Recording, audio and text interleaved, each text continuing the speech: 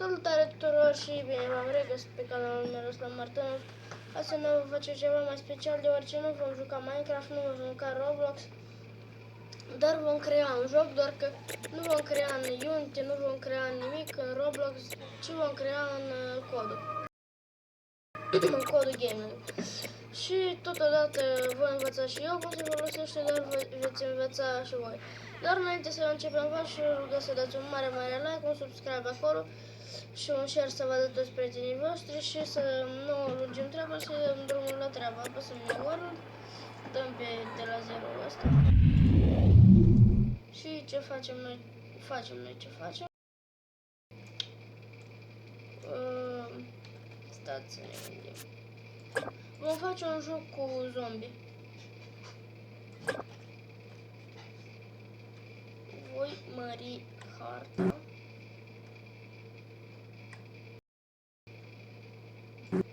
Și voi pune mulți zombie. Voi pune, nu chiar 100, deoarece mi se va încărca asta. Așa, din câte am auzit, dacă ți se încărcă asta, se blochează, până la roșu se blochează. Așa. Pe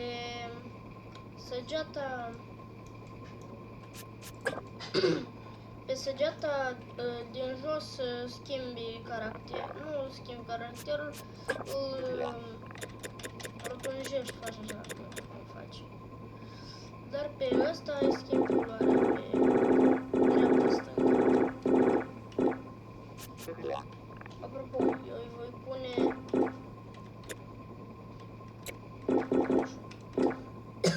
dacă veți încurca ce nu vreți așa, păi apăsați pe sus, pe săgeata din sus, dar dacă vreți așa, pe săgeata din jos.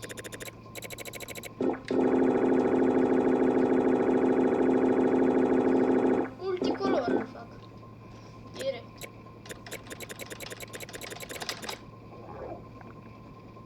Bine, am testat istoria și am învățat.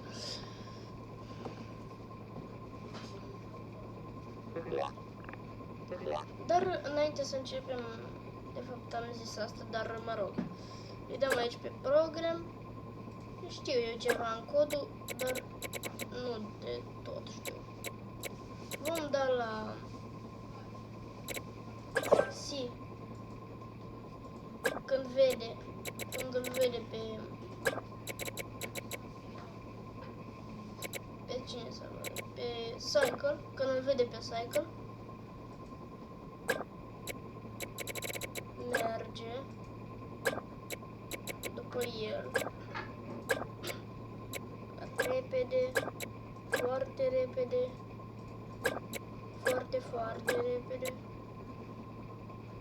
foarte repede.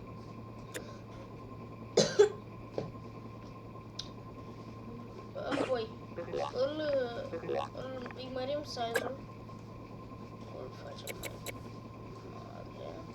mare, îi punem înălțimea mai mică. I-am pus înălțimea mai mică.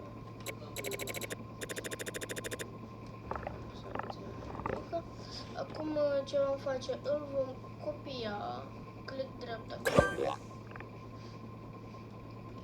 Ctrl V, Ctrl V, Ctrl V, Ctrl V,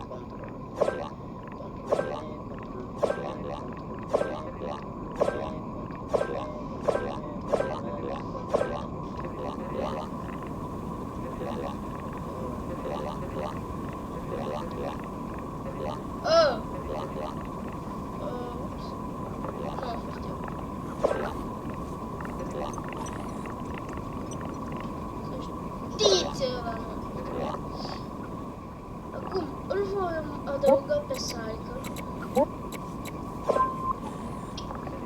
vom programa, îi vom face harta.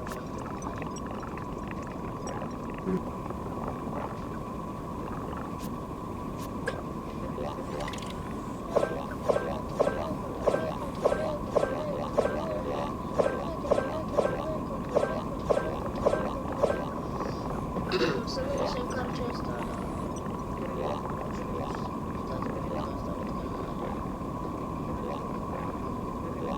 Acum, tot ce va trebui să facem este doar să dăm un mare like. Chiar și eu am dat pe bune. Acum, dacă eu am dat, trebuie să dați voi, nu? Da. Acum, dacă vreți să vedeți continuarea cum îl vom programa, v-aș ruga foarte mult, că știu că unii dintre voi nu ați dat, așa că v-aș ruga foarte mult să dați un mare like și subscribe. Stați un pic să văd dacă ați dat.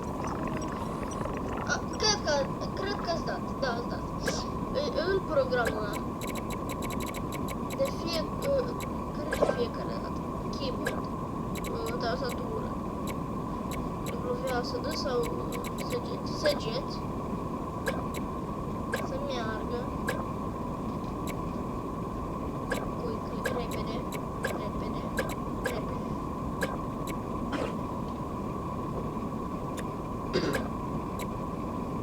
Tastatură, disc, space, spațiu, aruncă, shoot, play.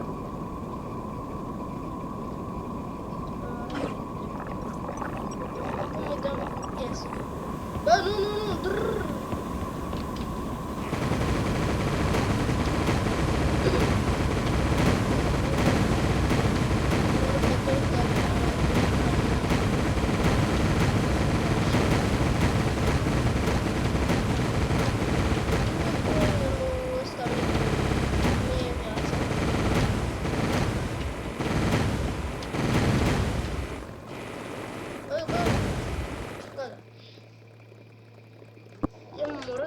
Haideți să-i punem lui ăsta micu mie viață. Punem show hit point să-i vadă. Ei, nu chiar o mie. 7. Bun. Acum ne ducem aici, program, when. Dacă se atinge de culori roșii,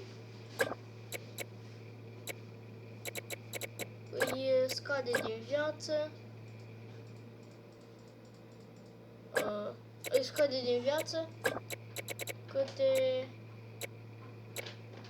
4 puncte.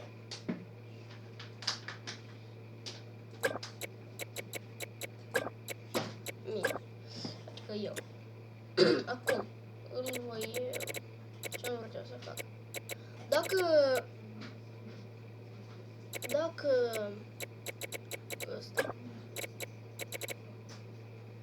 Dacă ăsta codul red, roșu, păi îl revendicăm.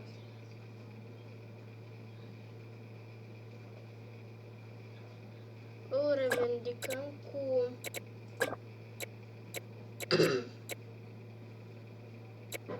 2 puncte. Acum haideți să vedem.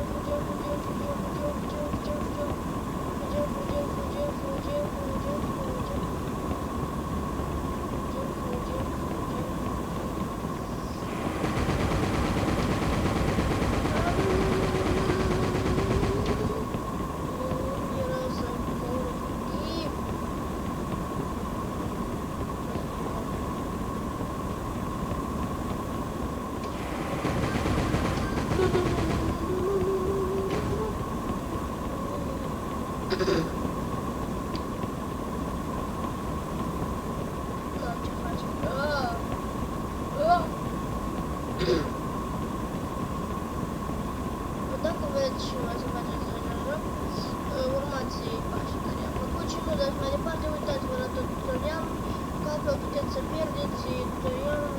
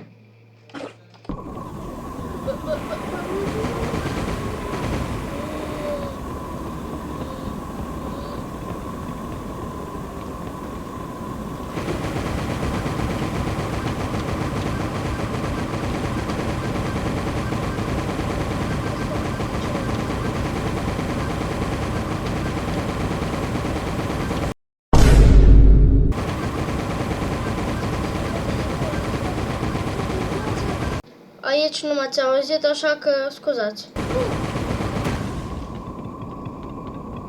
Ăla a murit.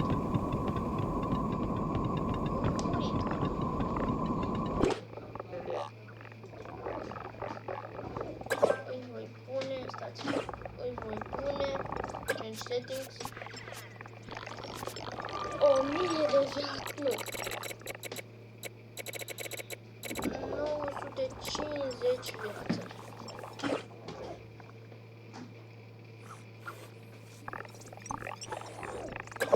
Program, nu.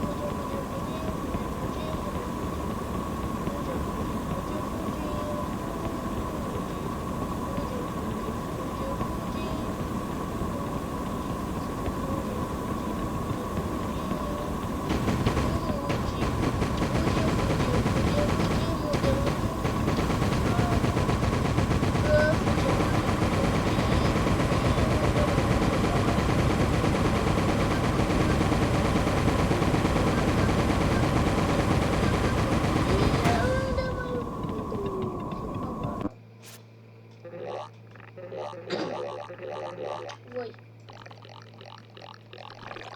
Ăștia mari. Îi voi pune lui ăsta micu 1000 viață. Acum ăsta micu. Nu 4, deci 2. De fiecare.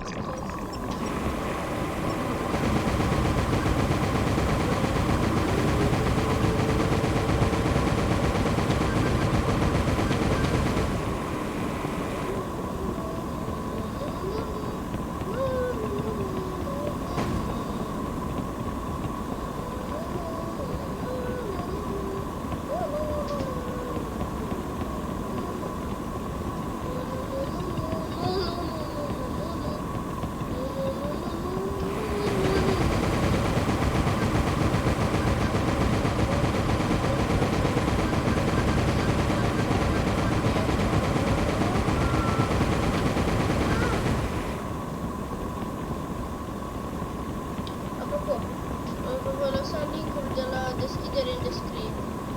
De la Dan în descriere. Bine. Și cam atât a fost episodul de azi. Vă vom ruga să dați un mare like, un subscribe și noi ne vedem data viitoare.